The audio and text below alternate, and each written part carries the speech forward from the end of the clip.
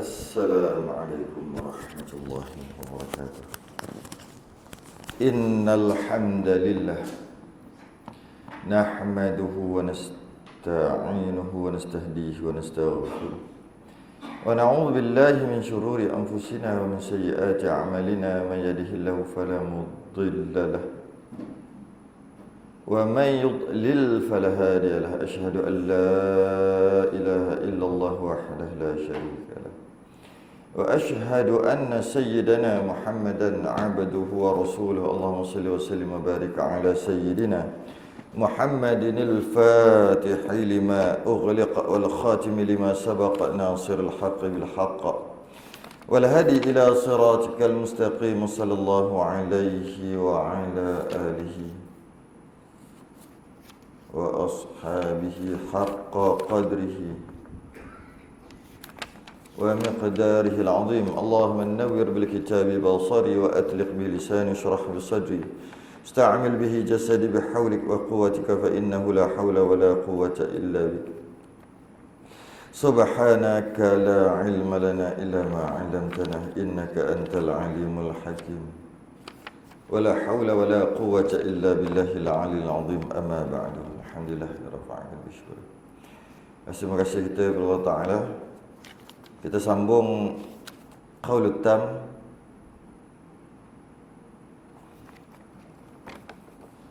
fi ahkam al-ma'mum wal imam, masuk juzuk yang kedua, masalah ke-179.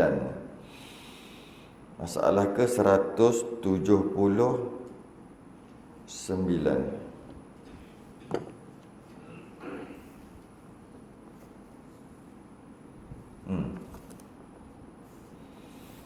Selesai 178, selesai dah. Masuk 179. Muka surat berapa tu? 115.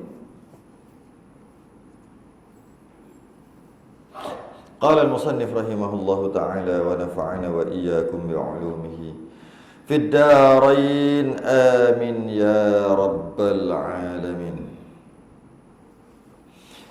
Masalah ke-179, makmum melantik imam yang kedua selepas imam yang pertama memberi salam. Imam memberi salam, kemudian imam memberi salam,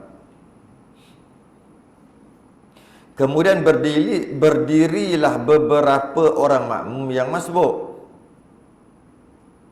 Oh, ramailah juga masuk, lebih daripada seorang. Berdiri beberapa orang masbuk dengannya sebaik sahaja selepas salamnya, salam imam tadi. Jadi makmum masbuk ada beberapa orang, kemudian imam salam, makmum masbuk tadi pakat-pakat bagi pakat-pakat tambah rakaat. Lepas pakat-pakat tambah rakaat, maka mengikut berimamkan setengah makmum yang masbuk itu akan setengahnya. Oh, gitu. Makmum katalah 10 orang. Katalah 10 orang. Masbuk, geng-geng masbuk ni. Kemudian bila imam salam, pakat-pakat nak tambah rakaat, semua pakat tambah rakaat. Lepas tu 10 orang tadi, 9 orang lantik seorang jadi imam.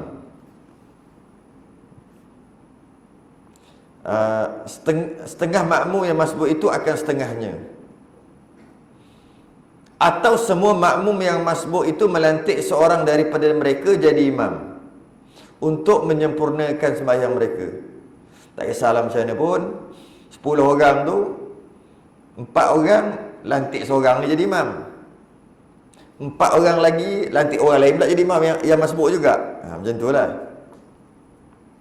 Ataupun semua lantik seorang aja.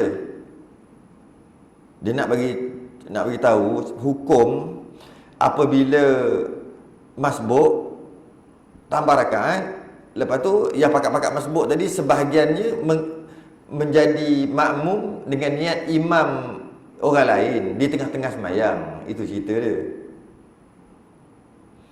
Tengah-tengah semayang baru niat makmum. Maksud tengah-tengah semayang tu tengah-tengah sembahyang makmum, bukan tengah-tengah sembahyang imam. Tengah-tengah sembahyang imam tengah sembahyang, makmum masuk dengan niat makmum, itu biasa. Ada seorang sembahyang seorang datang jadikan dia imam, itu biasa. Ini luar biasa. Seorang tengah sembahyang, dua orang tengah sembahyang, seorang tengah sembahyang kat sini, seorang lagi tengah sembahyang kat sini. Dah rakaat kedua, rakaat ketiga, yang seorang ni niat makmum. Itu luar biasa. Kalau awal-awal makmum tadi takbir-takbir terus niat makmuman, nanti imam dia salam, dia tambah rakaat, itu biasa. Jadi dia nak cerita hukum, apakah hukum seorang makmum yang tengah-tengah sembahyang seorang-seorang tiba-tiba niat jadi makmum kepada seorang lain yang sembahyang, yang tengah sembahyang juga beberapa rakaat. Sama ada sembahyang tu berasingan ataupun sembahyang tu masing-masing masbuk. Tu hukum dia. Ada beberapa keadaan. Imam. Seorang ni sembahyang seorang-seorang kat sini. Seorang lagi sembahyang seorang-seorang kat sini. Rakaat pertama, sama-sama rakaat pertama. Tak ada kena-mengena dua orang ni. Rakaat kedua, tahiyat awal. Naik je rakaat ketiga ni. Seorang ni yang tengah sembahyang ni, rakaat ketiga ni duduk belakang seorang lagi niat makmuman. Kat situ baru jadi masalah. Ataupun masbuk, pakat-pakat naik masbuk, rakaat ketiga nak tambah 3 dan 4. Kemudian sebahagiannya buat sebahagian lain jadi imam. Ataupun boleh kita kata dia sembahyang dekat saf tapi tak niat makmuman. Imam lah. Orang lain niat imaman, orang lain niat makmuman. Dia tak. Dia sembahyang seorang ni dalam saf tu. Tak ada masalah. Tak ada masalah dengan maksud sah je sembahyang dia niat seorang, tak niat makmum pun. Tapi dia tak ikutlah imam tu.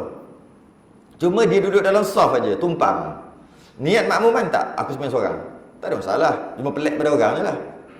Lepas pada tu, bila makmum tadi, yang sembahyang seorang tadi, dah rakaat ketiga, baru dia niat makmum dekat imam tu. Maksudnya ceritanya makmum tengah-tengah sembahyang baru niat makmum.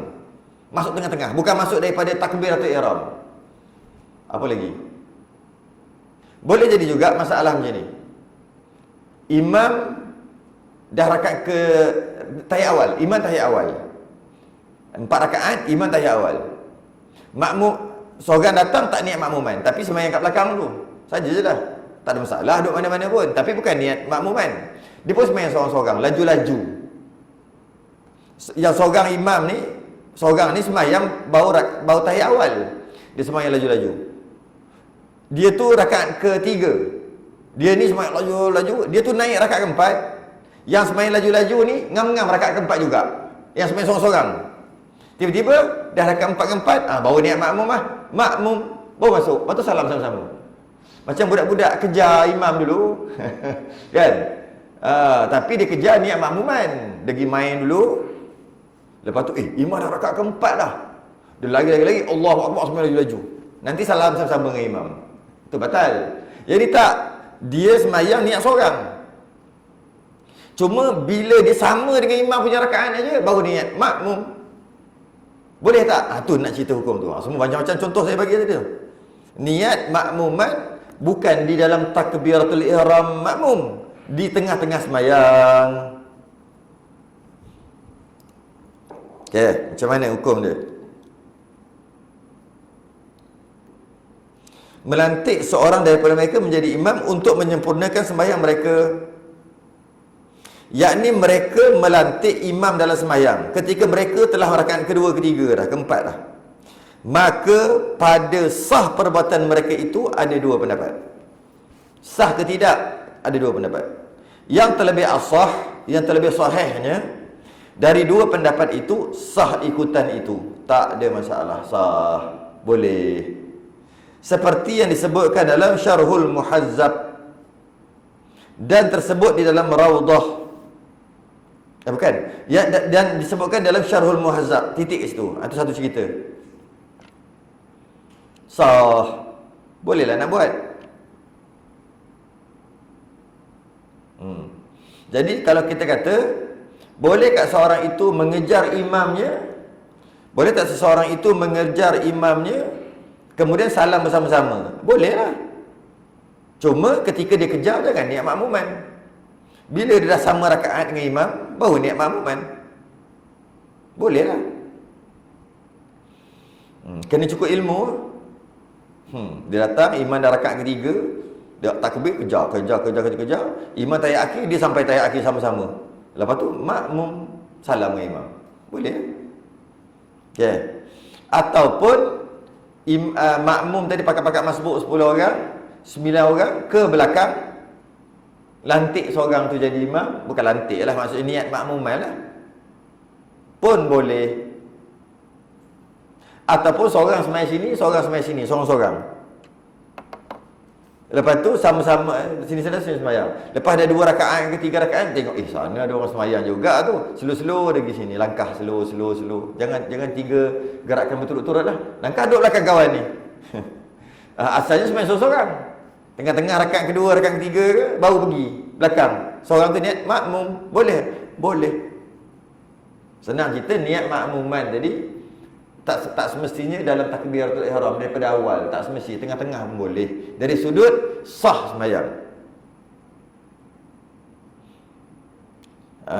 Dan tersebut dalam Ar-Rawdah, kitab Rawdah, akasnya sebaliknya. Kerana pahala berjemaah itu sudah berhasil. Okay. Dalam kitab yang lain, dia kata akasnya sebaliknya. Tak sah lah maknanya. Ada yang kata tak sah. Kerana pahala ni bukan Jumaat tu, jemaah. Silap tu. Kalau yang Jawi berjemaah, yang Rumi Jumaat, semai Jumaat benda pula tiba-tiba semai Jumaat kat sini. Bukan jemaah tu, berjemaah. Pahala jim mim alif ain ta. Jamaah. Yang ni Jumaat. Ya, Rumi itu salah. Bukan kerana pahala Jumaat, kerana pahala jamaah. Kerana pahala solat berjemaah tadi sudah berhasil, kan dia dah dapat pahala jemaah. Kalau yang kes masbuk tadi, bila pakat-pakat tambah rakaat, maka semua dah dapat pahala jemaah, tambah je lah rakaat. Kenapa nak duduk belakangnya? Maka di sini tak dapat pahala berjemaah. Walaupun dalam semua keadaan saya sebut tadi sah untuk jadi makmuman, tapi tak dapat pahala jemaah. Macam tak baik, tak payah. Macam tu lah. Tak dapat pahala jemaah. Kalau nak dapat pahala jemaah, makmum mesti niat makmuman dalam takbiratul ihram makmum. Barulah dapat pahala jemaah. Kalau niat rakaat kedua, rakaat ketiga, yang lain-lain, yang penting bukan dalam takbiratul ihram makmum, maka tak dapat pahala jemaah. Dapat satu punya sembahyang seorang. Jadi kalau kata imam rakaat keempat, makmum baru Allahu Akbar, baru masuk. Ketika takbir Allahu Akbar tu, masa tu niat makmuman, dapat tak? Walaupun dapat satu rakaat, imam salam tambah 3 lagi. Tapi kalau dia tak niat gitu, dah rakaat ketiga baru niat makmum, baru niat dengan imam, baru ikut imam, maka tak dapat pahala jemaah. Sekadar sah saja. Jadi buat apa tak?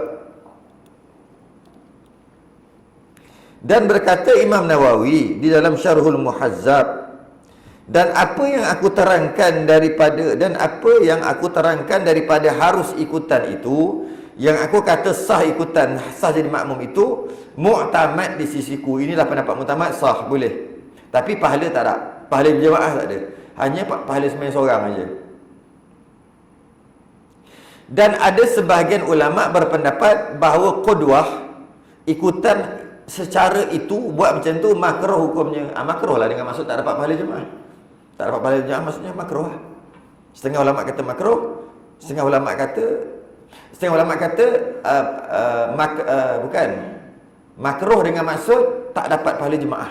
Tu maksud dia. Tu makruh, sepatutnya 27, tapi sebab makruh dapat satu aja. Okey. Selesai. Jadi makmum melantik imam yang kedua setelah imam yang pertama. Jadi kalau kita dah ada imam dah, kemudian kita lantik imam lain, maka tak dapat pahala jemaah yang kedua tu kerana pahala yang pertama tu dah dapat 180. Masalah 180.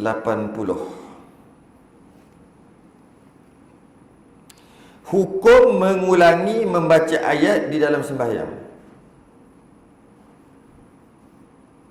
Hukum mengulangi membaca ayat di dalam sembahyang. Telah sabit bahawa Rasulullah sallallahu alaihi wasallam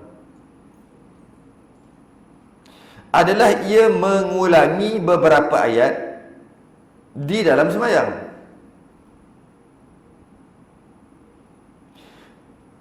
Dan mazhab kita Syafi'i bahawasanya tidaklah makruh demikian itu. Bersalahan bagi mazhab Abu Hanifah, mazhab Hanafi. Mazhab Syafi'i kalau ulang ayat yang sama tu ulang tak makruh. Mazhab lain kalau ulang makruh. Macam baca surah yang sama ataupun ulang ayat yang sama beberapa kali. Mazhab Syafi'i okey aja. Mazhab Hanafi makruh. Baca ketika baca surah. Gitu je lah.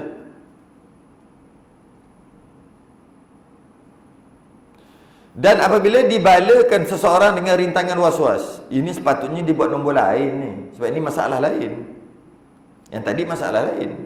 Tadi masalah apa hukum bacaan surah kita ulang balik. Kita ulang. Sebab Nabi pernah ulang baca apa? Inna anzal bukan. Iza bukan. Iza zulzilatil ardu zilzalaha wa akhrajatil ardu asqalaha. Surah apa lah? Lupa Nabi ulang. Nabi pernah Iza zulzilatil ardu zilzalaha. Nabi ulang 2 kali. Masuk rakaat pertama dan rakaat kedua. Kadang-kadang ada Nabi ulang dalam rakaat yang sama, ulang surah yang sama, ulang balik. Jadi pada mazhab Syafi'i okey je Nabi buat. Tapi mazhab Hanafi ulang tu bukannya makruh. Ulang ayat yang sama. Okey? Patut ini nombor lain. Yang ni nombor lain. Patutnya nombor lain lah sebab dia cerita lain. Dan apabila dibalakan seseorang dengan rintangan was-was, bila seorang tu kena bala lah. Istilah dia panggil bala. Sebab was-was ni satu yang dibala kan. Kena was-was, penyakit was-was. Bila kena penyakit was-was, maka hendaklah mengambil sertanya buah tasbih mengikut bilangan rukun sembahyang. Ini antara yang orang yang was-was ada beberapa lah. Ada was-was rukun 13. Teruk sungguh tu. Niat takbiratul ihram, berdiri, rukuk, i'tidal, sujud, duduk di antara sujud, naik balik. Dia buat rukun tu 13. Dia buat rukun 13 tu dia buat tasbih 13. Dia pun Allahu Akbar, pegang tasbih berapa? 1, niat, berdiri, takbir 3. Pak pegang 3. Takbir tu dah 3 dah. Sebab takbiratul ihram, berdiri dengan niat 3. Lepas tu apa dia? Baca Fatihah. Masa baca bismillah waladdallin tu satu lagi 4. Lepas tu rukuk satu lagi. I'tidal 1. Sujud 1. Duduk di antara sujud balik satu-satu semua. Naik seterusnya, cukup tak? Gitu. Pakai tasbih. Ataupun mungkin dia dibalakan dengan Ni baca Fatihah 7 ayat tu. Maliki yaumiddin, iyyaka na'budu wa iyyaka nasta'in. Allah. Berapa ayat tu? Tak ingat. Tengok, oh 4. Ayat keempat masuk ayat kelima tu. Kalau ada, tapi teruk sungguhlah penyakit lah. Ataupun mungkin rakaat. Sembahyang maghrib buat tasbih 3 je. Sembahyang lain 4 rakaat. Subuh 2. Boleh subuh. Was-was 1 ke 2, 1 ke 2. Buat je lah, kalau dah kena was-was nak macam mana. Kemudian kalau kata 4 rakaat, Allahu Akbar, 4 pegang 1. Rakaat kedua 2, rakaat ketiga 3, rakaat keempat 4. Itu contohnya tasbih. Tapi kalau bukan tasbih pun tak ada masalah. Apa-apa yang lain yang seumpama. Biji batu ke, pegang 4 biji batu. Takbir Allahu Akbar, jatuhkan 1 biji. Ada 3 biji kat tangan. Pegang gini, Allahu Akbar. Kalau tidak, dia akan jadi masalah. 3-4. Lepas tu rakaat kedua, pop lepas 1. Biarlah jatuh ke bawah. Batu je pun, guli je pun, yang kecil-kecil tu. Rakaat ketiga, rakaat keempat. Habis tu maknanya rakaat keempat. Kita kata, oh teruk sangat. Ada orang kena penyakit ni. Ada.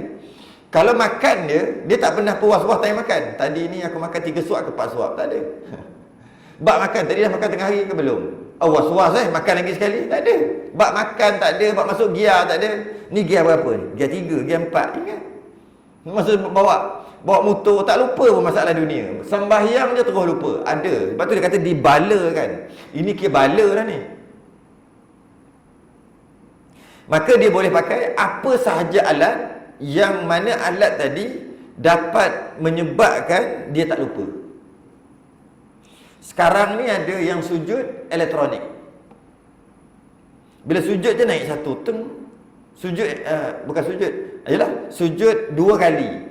Sujud yang kali kedua nak bangun tu dia naik 1. Lepas tu sujud pula 2 kali lagi. Sujud yang kedua tu naik jadi 2 nombor. Lepas tu sujud lagi. Yang ketiga jadi 3. Tulis 3 tu. Sujud lagi 2. Setiap kali 2 dia naik 1. Ada sejadah elektronik. Jadi takkan lupa rakaat. Kalau lupa je tengok, oh 3 rakaat. Takut benda tu rosak lah. Kalau tak rosak, okey je. Adakah makruh sebab tengok nombor? Asalnya kan makruh. Buat benda lain dalam sembahyang, tak makruh. Sebab nak ingatkan dia tu. Ada. Bagi orang asyik 3-4, disarankan belilah benda ni. Kalau pegang tasbih pun boleh. Buat 4. Buat 4 biji. Ataupun apa sahaja. Apa sahaja. Yang boleh menyebabkan dia tak lupa. Okay.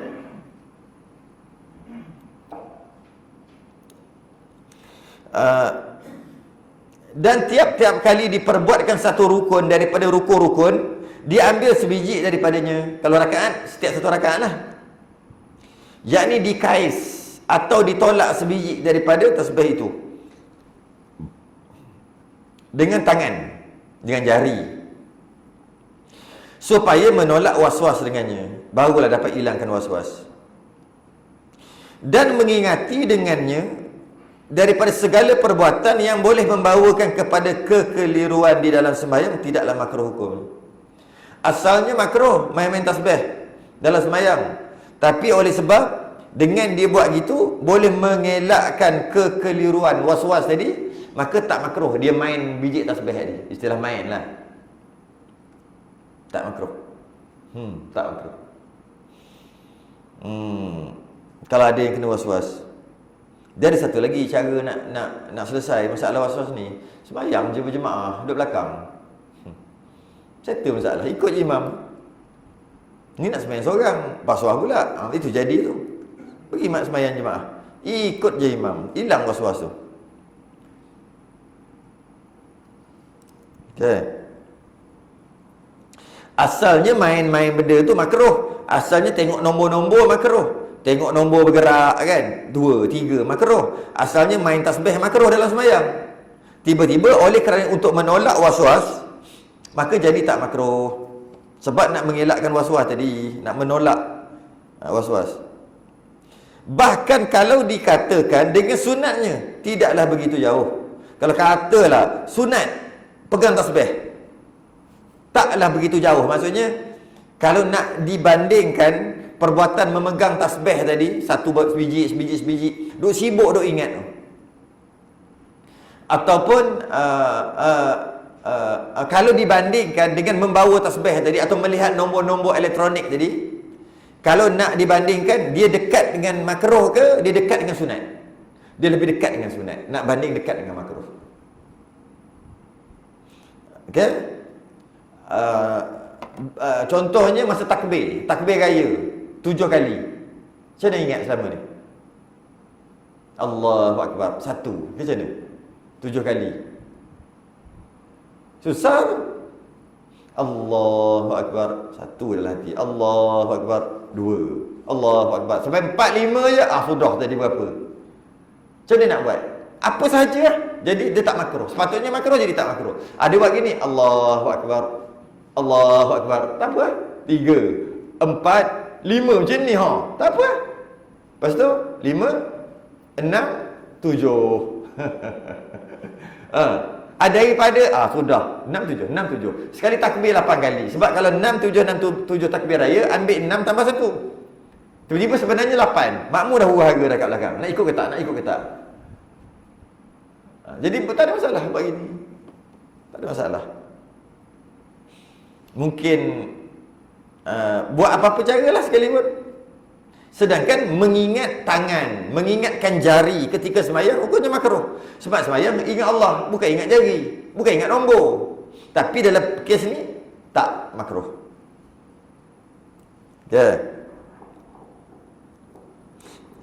Kalau nak dikatakan makruh dengan sunat, lebih dekat dengan sunat. Kerana ia ada hubung kait dengan muslihat sembahyang. Bukan muslihat ni, maslahah. Muslihat, maslahah. Kalau ikut Jawi tu maslahah. Maslahah ni yang ada kena-mengena dengan maslahah, kepentingan. Sebab kalau kita sebut muslihat, bahasa Melayu, muslihat ni lain. Muslihat ni macam jahat sikit kan, macam muslihat lah, helah. Kalau maslahah, kepentingan, muslihat, helah. Dia tu ada muslihat tu. Dia tu ada helah tu. Itu muslihat. Dia bukan muslihat. Maslahah. Ejaan sama. Bunyi je lain. Maslahah semayang. Maslahah tu patutnya kepentingan sembahyang. Dia ada kena mengena dengan kepentingan sembahyang. Maka tidaklah makruh. Tak makruh. Okey? Kerana syak di dalam sembahyang itu boleh membatalkan sembahyang mengikut sebahagian ulama. Sebahagian ulama mengatakan kalau duk makruh-makruh macam tu boleh batal sembahyang. Jadi walaupun terpaksa pakai biji tasbih, pakai yang ketak-ketak tu boleh juga. Ketak apa dia panggil tu? Yang tekan-tekan tu pun boleh juga. Ada nombor kat situ. Ketak tengok berapa. Tak kira lah apa-apa pun. Okey, kalau duk syak-syak dia boleh membatalkan sembahyang mengikut sebahagian ulama. Jadi untuk meraihkan tadi tu tak apalah, pakailah walaupun hukum asal makruh jadi tak makruh, sunat, lebih dekat dengan sunat. Dan meraihkan keluar daripada khilaf itu mustahab, sunat. Khuruj minal khilaf mustahabun. Keluar daripada khilaf itu mustahab, sunat. Jadi nak mengelakkan daripada batal mengikut sebahagian ulama, maka walaupun pakai alat-alat apa sekalipun tetap juga tak makruh.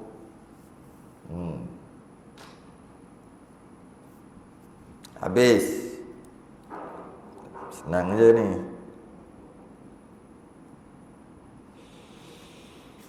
Masalah 181.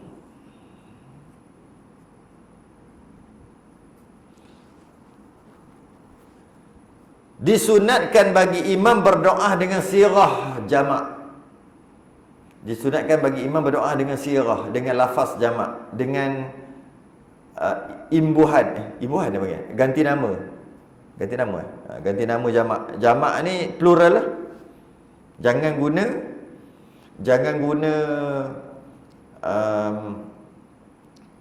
singular. Jangan guna sendiri. Ini bila ni? Ini apabila membaca doa di luar semayang. Contoh, lepas semayang tu kan sunat baca doa kan. Maka imam disunatkan gunalah sirah, gunalah ganti nama, bukan ganti nama, panggil apa? Ganti nama Ganti nama jamak kami, jangan saya. Okey?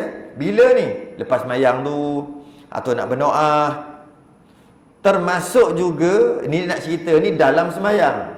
Contohnya ketika kunut. Jangan Allah mahdini, Allah mahdina lah.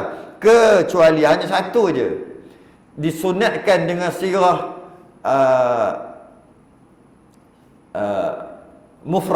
munfarid, iaitu sirah satu. Bila doa tadi, doa yang diambil daripada ayat Quran, yang mana dalam doa dalam Quran tu untuk seorang, maka pada waktu itu tak disunatkan untuk tukar kami. Niat je seorang, baca je seorang. Habis makmum kesian lah. Tidak. Walaupun baca aku sebab dia tu seorang, tapi dengan maksud kami, sebab dia ayat Quran. Mengubah ayat Quran dengan keadaan iqtibas, baca doa, dan berbanding dengan tak ubah, lebih afdal lagi tidak ubah, walaupun dia tu untuk ramai-ramai, tetap dengan membawa maksud ramai. Rabbighfirli wali walidayya, Rabbighfirli, ya Allah ampunkan aku. Yang mana ayat doa tadi dalam Quran ada, maka bacalah Rabbighfirli juga, sebab kita ambil daripada Quran. Habis makmum kesian lah, sebab kita kata aku sedap macam makmum aminkan untuk imam seorang. Tidak. Kalau ayat Quran, aku masuk kami juga. Kalau ayat Quran lah, ambil direct, jangan ubah apa daripada ayat Quran. Rabbi ja'alni. Kalau doa-doa dalam Quran ada Rabbi ja'alni, ya Allah jadikan aku. Rabbi ja'alni muqimas salat, jadikan aku orang yang mendirikan salat. Jadikan aku seorang imam baca doa, yang lain amin, bukan untuk imam seorang, bukan untuk makmum sekali. Sebab apa? Sebab ayat Quran boleh ubah. Rabbi ja'alna muqimas salat boleh, Rabbi ja'alni pun boleh. Kenapa dua-dua maksud sama? Dua-dua maksud kami. Tak ubah pun kami, sebab dia ayat Quran. Tapi kalau selain daripada ayat Quran, sunat ubah, mesti ubah. Kalau tidak, dah pakai imam seorang. Makmum tadi amin untuk imam seorang. Jadi yang ni yang bukan ayat Quran lah ni. Jadi kalau bukan ayat Quran, maka yang aku ni tukar na. Allahumma hdini, itu bukan ayat Quran, itu doa. Jadi Allahumma hdina tukar dan sebagainya lah. Kalau ayat Quran boleh kekalkan dengan ni, boleh tukar jadi na. Mana lagi baik? Ni lagi baik. Walaupun dengan masuk seorang, tapi sebenarnya masuk ramai, sebab dia ayat Quran. Yang ni apa ni? Ini dalam semayang. Masalah 181 adalah masalah dalam semayang. Apabila membaca doa dalam semayang, maka gunakan sirah jamak yang kita tahu kunut aja. Habis yang bukan kunut, tetap juga dengan na. Yang ini biasa imam tak buat.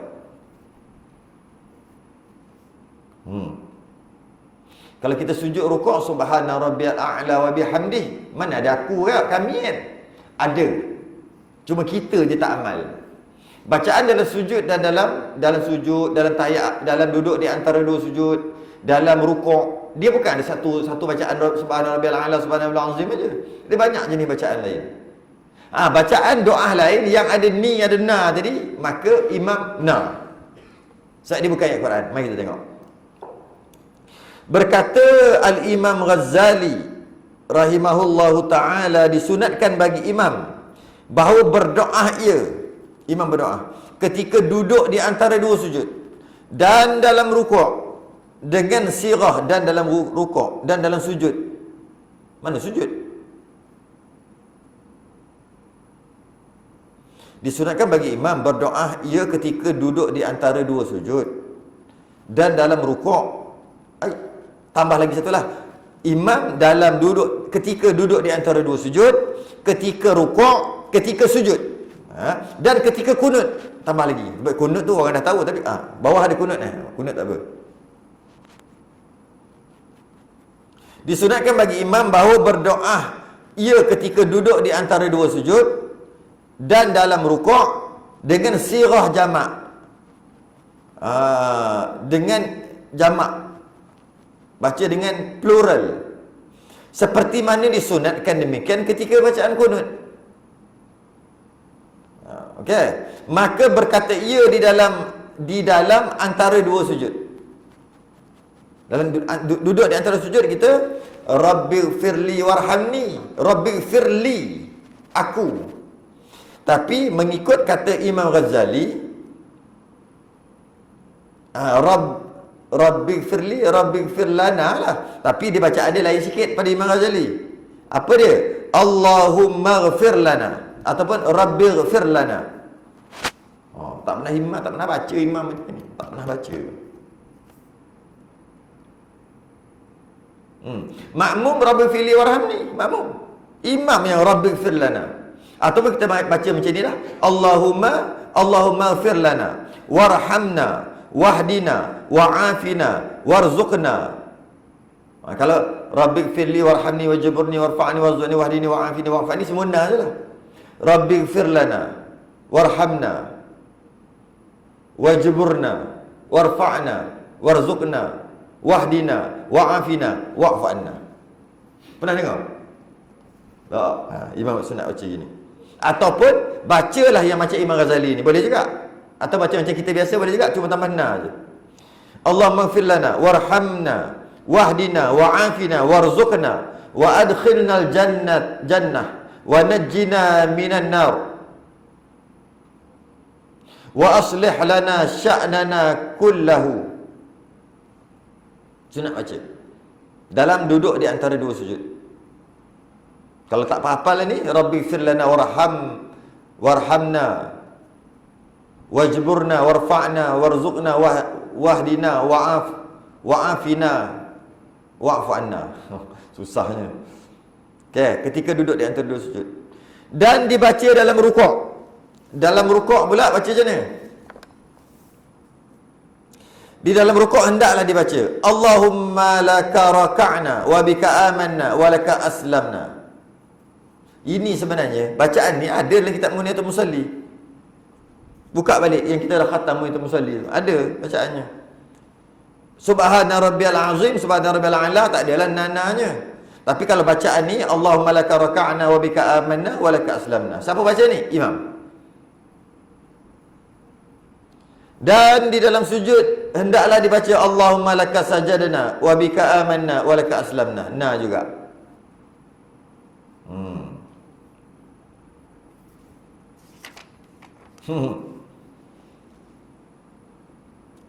Dan bagi makmum yang munfarid, sembahyang seorang, hendaklah berdoa dengan sirah mufrad. Gunalah biasalah. Contohnya Allah atau Allahumma laka sajadtu hingga akhirnya. Allahumma laka sajadtu wa bika amantu wa laka aslamtu. Allahumma laka raka'tu wa bika amantu wa laka aslamtu. Kalau Rabbighfirli warhamni wajburni warfa'ni warzuqni wahdini wa'afini wa'fu. Kalau nak baca duduk atas sujud ini Allahumma ighfirli warhamni wahdini wa'afini warzuqni wa adkhilni jannata wa najjini minan nar wa aslih li sya'ni kullahu. Sah. Hingga akhirnya. Boleh? Imam kena baca ni lah. Sebab Imam Ghazali kata sunat. Memang tak baca kita ni. Memang tak tak apalah. Ilmu. Lagi last masalah terakhir. Banyak masalah ini. 183. Tak lama dah nak habis ni. Lagi berapa? Sampai 214. Ini baru 183. 182. Tak lama dah. Masalah ke 182.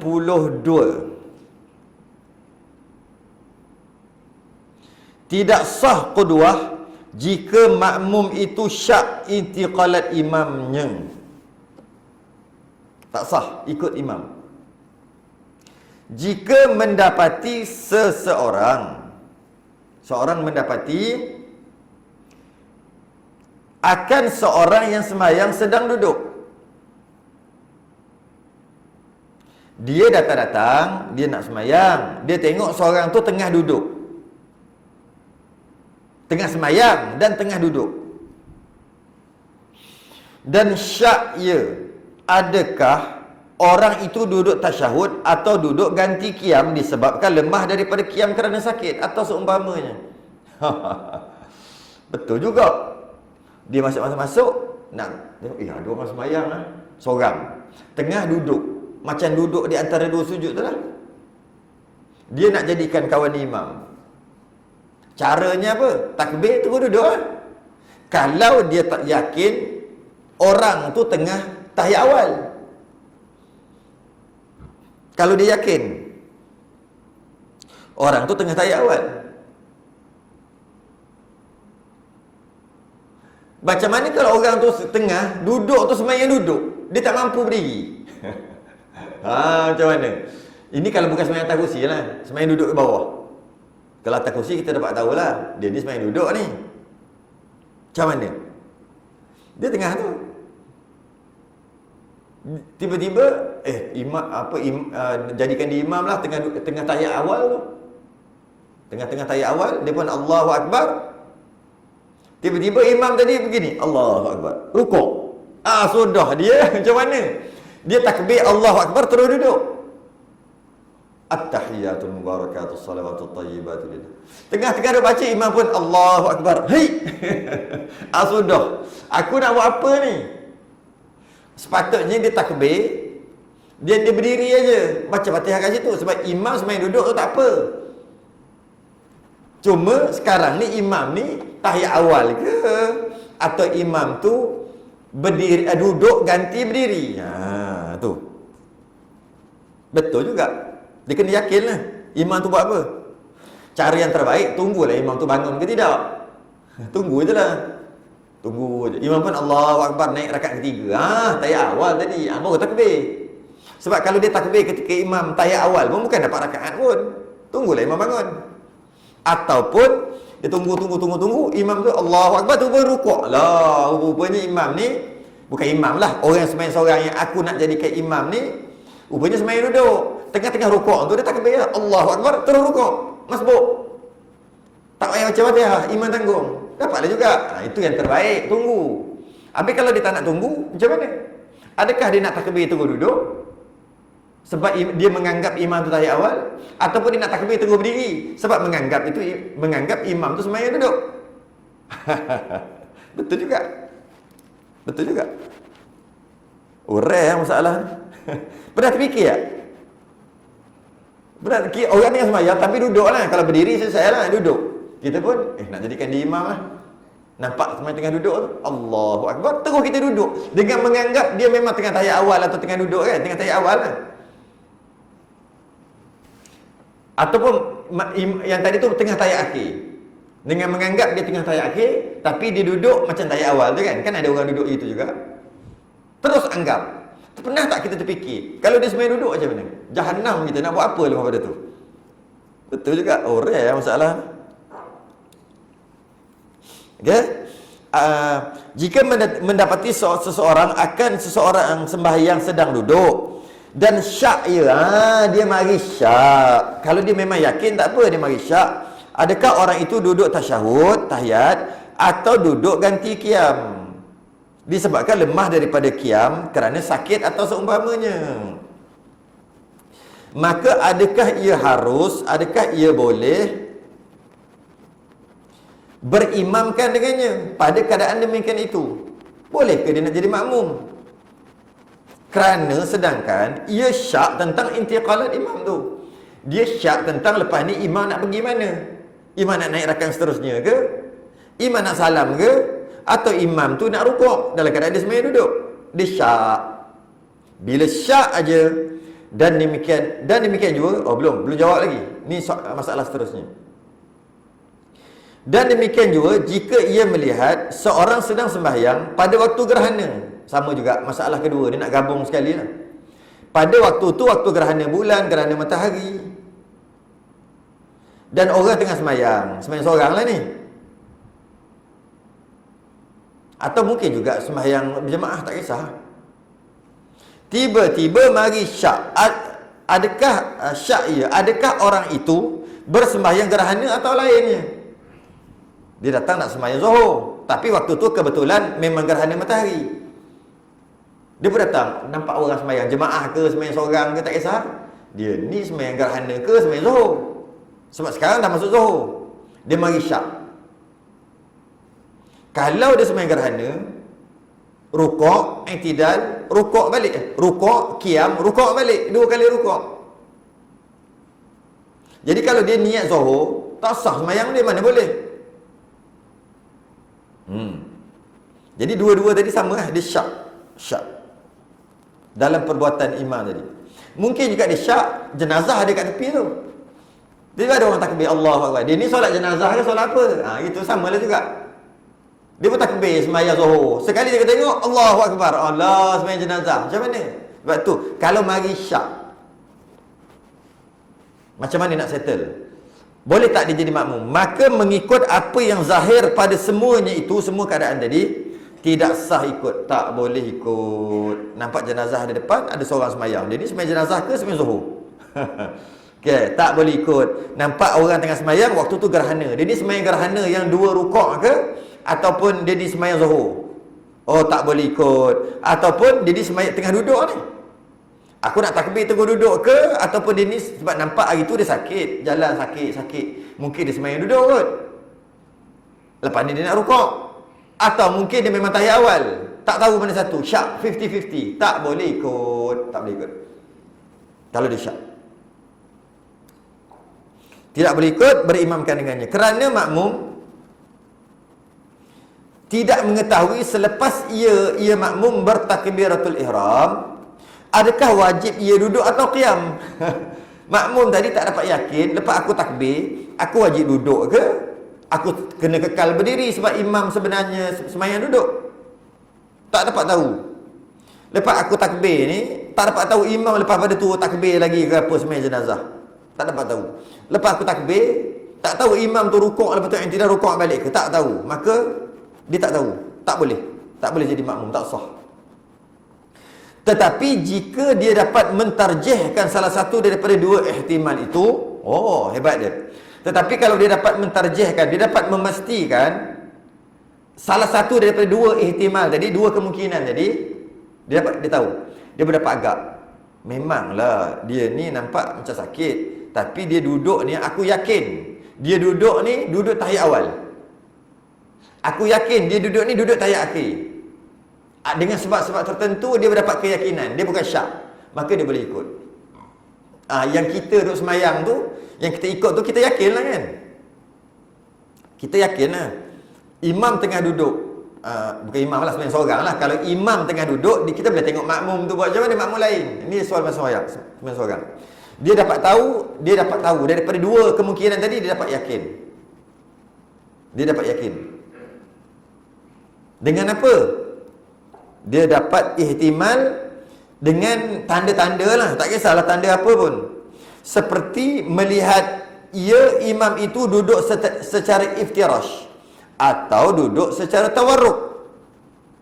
Itu antara tanda dia. Dia tengok imam tadi, yang seorang yang dia nak jadi ke imam tadi, duduk iftirash, duduk macam tahiyat awal, atau duduk macam tahiyat akhir.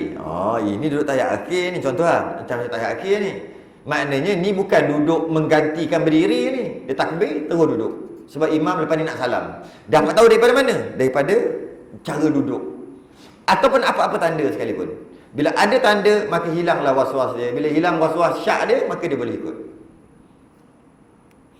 Okay? Haruslah ia bertakbiratul ihram sertanya. Boleh dia nak jadi makmum. Dan duduk atau berdiri jika ia faqih. Jika dia orang yang tahu hukum fiqh lah. Contohnya kalau dia tahu dia ni memang sembahyang duduk, Memang dia sakit, dia memang semua orang tahu, dah bertahun dah dia semayang duduk. Tiba-tiba dapat tengok, oh dia ni semayang duduk. Tengok, padahal mungkin boleh jadi tayar awal kalau dia semayang berdiri. Tapi dia ni semayang duduk ni. Aku tahu, kenal dia lama dah, dengan tanda-tanda tadi. Dia pun takbir tu pun kekal berdiri. Lepas tu imam pun Allahu Akbar. Dia pun rukuk ikut imam. Dengan tanda-tanda lah. Dengan tanda-tanda. Maka dengan tanda-tanda tadi, maka dia tahu imam tadi sama ada semayang duduk ataupun berdiri. Maka dia boleh ikut. Kalau syak tak boleh. Bersalahan jika ia bukan faqih. Tidak mengetahui ia kelakuan duduk dalam sembahyang. Melainkan kalau dia tak faqih, dia tak tahu kedudukan iftirash, tawarruk ke apa ke, maka tak boleh ikut. Dan begitu juga jika tidak berat atas zannya, mengikut sangkaannya tak boleh mana satu kuat. Semayang duduk ke, semayang berdiri ke, apa tak boleh, tak tahu mana yang kuat. Kalau dalam masalah semayang jenazah tadi, tak tahu mana yang kuat. Dalam masalah gerhana tadi, tak tahu yang mana kuat, tak ada. Kalau kuat berat sangka belah tu, dia boleh ikut. Jadi jangan 50-50. Berat belah mana? Yang ini dia kata tidak berat atas zannya, tak ada berat, 50-50. Maka tidak boleh, tidak harus mengikutinya. Tak boleh jadi makmum. Kalau tidak, batal sembahyang dia. Jadi kita nak jadi makmum, kita kena tahu lah imam. Ni boleh tambah lagi satu. Kalau sembahyang dekat RNR, mungkin ada orang sembahyang tu sembahyang qasar, 4 jadi 2. Mungkin juga RNR sembahyang 4 tamam. Siapa ni yang pekerja? Pekerja tu sembahyang tamam. Ataupun memang orang kawasan tu dia akan sembahyang tamam RNR. Kita nak sembahyang qasar. Kita tak tahu dia qasar ke tidak. Kita tak boleh ikut dia. Bukan tak boleh batal, tidak, boleh ikut. Kita kena faqih juga. Kalau tak faqih, tak tahu hukum fiqh, tak boleh ikut. Faqih dengan maksud apa? Kita takbir niat qasar, tapi rupa-rupanya dapat tahu imam tu pekerja sebelah, dia sembahyang 4. Maka kita automatik faqih, sebab kita kena pandai fiqh lah. Kita kena buat ikut dia, buat 4, tak boleh buat qasar. Buat qasar mufarakah dengan dia, 2 bagi salam, batal. Ataupun mungkin imam tadi dah rakaat ketiga dah. Dia tak tahu, imam dah rakaat ketiga. Dia tak tahu rakaat ke berapa, dia baru sampai. Dia pun takbir terus ikut imam dengan niat qasar. Kemudian imam pun salam lepas rakaat 2 rakaat salam. Dia kata, oh cantik dah, aku pun nak salam. Sedangkan dia tak boleh salam, dia kena tambah lagi 2. Walaupun dia niat qasar. Sebab kalau imam sembahyang sempurna tamam, makmum kena tamam juga walaupun niat qasar, qasarnya tidak sah, tidak kira tu qasarnya. Dan dia faqih, dia tahu. Lepas imam bagi salam tu, dia dapat tahu. Tapi dia dapat tahu macam mana? Toh, kalau dapat tahu lah, maka dia kena jadi 4. Tapi kalau dia tak tahu, dia salam aja, lepas sembahyang baru dia tegur. Tadi sembahyang apa? Tadi sembahyang 4 rakaat, saya kerja sebelah. Oh, dia batal sembahyang dia kena sembahyang balik. Sebab tu kalau dalam kat RNR, tak tahu imam tu sembahyang 4 ke 2, tak boleh jadikan dia imam, kecuali orang faqih baru boleh. Dia tahu nak buat macam mana. Dia kena yakin imam tu qasar, baru niat qasar. Kalau dia nak sembahyang juga, permulaan tu boleh lagi. Bila jadi masalah, macam mana nak buat? Silap batal sembahyang. Macam tu juga kalau dia tengok imam tadi tu yang sembahyang seorang tu, sembahyang Zuhur, sembahyang Maghrib, Isyak dengan Subuh tak baca kuat, baca slow. Tapi dia tak kenal orang, dia tak boleh jadi makmum. Sebab kenapa dia tak baca kuat? Bukan kuat sangat yang kita kat duduk belakang ni boleh dengar gitu-gitu, slow-slow, hawa-hawa boleh dengar. Jadilah. Tapi dia baca slow je. Macam sembahyang Zuhur, Asar. Sedangkan sembahyang tu Maghrib, Isyak, Subuh. Maka tak boleh juga jadikan dia imam. Sebab apa? Kenapa dia tak baca kuat? Tentang dia baca salah kot. Kita tak kenal dia, tak boleh jadikan dia. Kecuali kita memang kenal dia, baru boleh jadikan dia imam. Gitulah. Jadi bukan senang-senang lah. Jadi nak jadikan seorang yang sembahyang seorang tu imam. Habis. 1, 2, 3, 4. 4 masalah. Selesai. 1, 2, 3, 4. Ya. Masuk kita akan datang 183. Cara-cara duduk disunatkan dalam sembahyang. Ada nama duduk iftirash, ada nama duduk duduk tawarruk, ada nama duduk iqa', ada nama duduk tarabbu', macam-macam. Tawarruk, macam-macam jenis duduk. Dan ada cara-cara duduk yang dimakruhkan dalam sembahyang. Makruh. Ada. Wallahu alam. 183 akan datang. Boleh habis ni rasanya. Tahun ni juga boleh habis. Selain tasbih kafarah dan suratul subhanakallahumma wa bihamdika asyhadu an la ilaha illa anta astaghfiruka wa atubu ilaik. Bismillahirrahmanirrahim. Al-'asr. Innal insana lafi khusr illa alladhina amanu wa 'amilus salihati wa tawassaw bil haqqi wa tawassaw bis sabr. Assalamualaikum warahmatullahi wabarakatuh.